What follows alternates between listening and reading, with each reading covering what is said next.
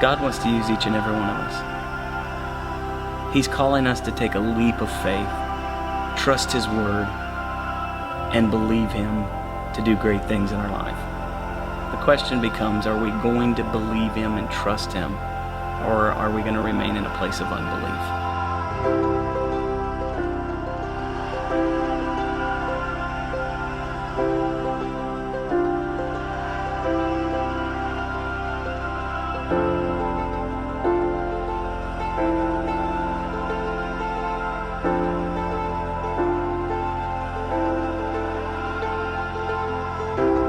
It all started in a little cabin in the back of our house where Pastor Pearl went to pray every day when he got home from work.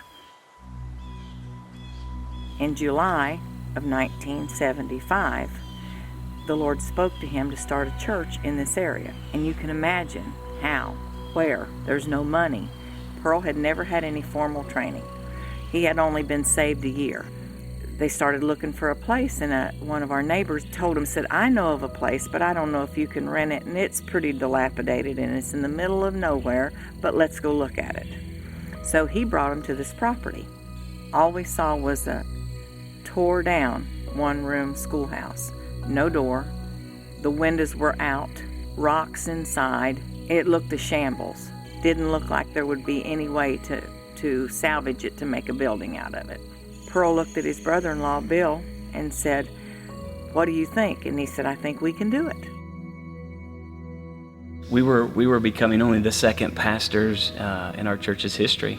Pastor Pearl, of course, in dramatic fashion, starting the church in his backyard under great odds. And now here we were going to try to continue on and build on that foundation that he and Elaine had so faithfully established. And so whether or not we even felt that we were capable of doing it, and I think at the end of the day we kind of come to the conclusion that we weren't.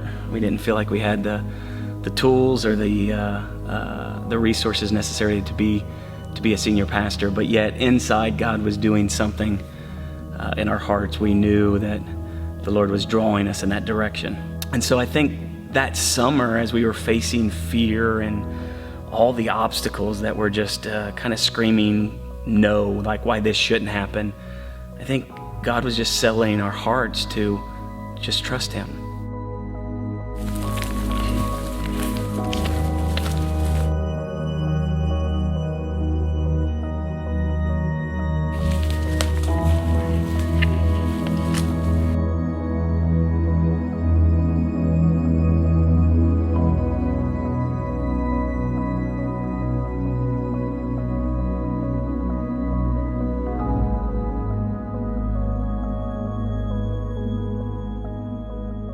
We always knew we had to go to the Lord, number one. When things, we didn't know how we were going to make it. We didn't know how we were going to build. But through prayer, we prayed, we sought God, and when a door opened, we walked through that door, and knowing that it was just blind faith, knowing that God had it in control, and if He spoke it, what He spoke, He would perform, and knowing that if He ordered it, He would pay for it. And the doors opened. We went through those doors, and with lots of help from lots of people. The summer of 2009, was really probably a season of prayer like I don't know that I've ever been through. When I say daily, I could say daily, going before God and just asking, Lord, is this right? And is this your plan? And I remember sitting on the floor thinking, oh God, I don't know what to do. I don't know, I step in and try to be a pastor's wife, try to be something, and I just remember thinking like, God, I can't do that. There is no way. And I just remember Him very just calming and just right on, just said, you don't have to do anything. I'll do it. I'll establish you, and I'll do it through you. The night in December when we had our dedication, we had a preacher from down in Kentucky, Herbert Gibson, who ordained my husband. He came up to preach the dedication and to dedicate this place, help us dedicate it to the Lord. And at that night, we had about 60 people here. For me, it all started clicking. It was like one worship service. I'm singing and looking out in the crowd, and I began to see people so differently. It wasn't just a church body, but I began to see their story. and just recognize these weren't people I was going to church with, but God was calling us to lead them now, to feed them, to be there in their desperate times. As we have made our focus about people and about the needs of the community around us, we've watched God. We've watched Him show up in amazing ways and in ways that we would have never dreamed of 6 years ago, financially, spiritually, on every level, the resources that He's just beginning to pour into us as we've simply been willing to bend our knee and take a towel and wipe the feet of those around us. Every Sunday morning we'd play basketball. Every Sunday morning with the kids, and we'd go in just sweaty, but I just enjoyed it. I just really enjoyed being with the kids. And I got a call from Pastor one day. He goes, "What do you think about being the new youth pastor of the church?" And man, I'm not gonna lie. Inside, I mean, I instantly just started sweating. Because it was, that's big. But I knew in my heart that that's where the Lord wanted me, and it was just real scary. I didn't know what to do. I didn't know how to do this. I didn't know what to say. I didn't know the word. I just knew in my heart that that's where God wanted me. You see these kids come in here, you get kids coming with broken homes, are cut up with cutting, and just no love. For God to be able to use me to love these kids, and for these kids to see love, it's just it's been amazing. It's unexplainable, and it's just stepping out and letting Him use me, and watching Him get the glory. It's just been amazing.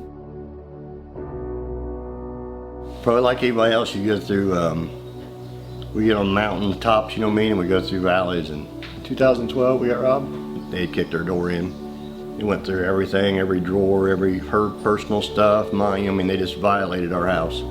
We go through the process of the insurance agent and doing the assessment of what we lost. And through a very weird encounter, I met a guy. Through a conversation, he builds long-range muzzleloaders, and it intrigued me, and I started thinking about it. So I started digging into the idea, could I just do one myself? And we got our insurance money back. I was able to replace a few guns and then take some of the money and put toward this first gun to build for myself. I thought I had something kind of neat, and a local guy said they have a inline match at Friendship, which is close to us, a national event. So he said, "Why don't you bring it down?" Well, in the midst of that, I broke my shoulder. Couldn't shoot it. And I took my brother down, and he shot it and ended up winning. Out of being robbed, the Lord opened the door to do something I truly like. Met some great Christian people. I've met some people that's lost. Feel like I've had an opportunity to speak into their life a little bit. They call me on personal issues more than they do guns. We've made some good accomplishments. As an individual, I feel like we accomplished a lot, but I don't take that as luck or anything else. I take that as the Lord setting the stage for something, and I believe there's a lot more with it. A lot more with it. I know that in my heart. It's nothing about me, and it's nothing about Be Still Creations. It's about what the Lord wants to do with it. I think that's where it's headed. So I was going to go for a walk after work one night, and one of my coworkers suggested I go walk at the state hospital. I saw the sign that said that there was a juvenile detention center here. So as I'm walking, I just hear children, and I'm looking, and behind the prison wire are these little girls. That's when the only way I know how to describe it is that I had a burden from God. So heartbroken for these girls who had never known true love. Then at home one day, I was walking and just praying for the girls and surrendered to God, whatever you want me to do. But knowing I don't have time. I'm so busy, there's no time for anything more. What could I do anyway? What could an accountant do at a juvenile detention center that would matter? So it was that very night. I was at a dinner and ran into a girl I hadn't seen in a while. How are you doing? What have you been up to? Oh, just working. Oh, really? Where do you work at? Oh, I work at the Madison Juvenile Detention Center. Oh.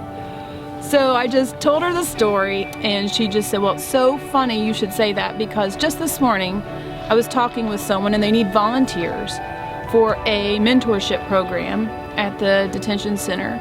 You'll spend the weekend there telling the girls about the gospel, and then afterwards you'll mentor them once a week for 6 months. My flesh tells me, do not do this. You can't fit anything else in. What are you thinking? I've had friends who tell me, don't, are you taking on more? Are you crazy? But my heart tells me there's more. My heart tells me that this is going to matter, that this has value, that this has real value, like eternity value. Something great is about to happen.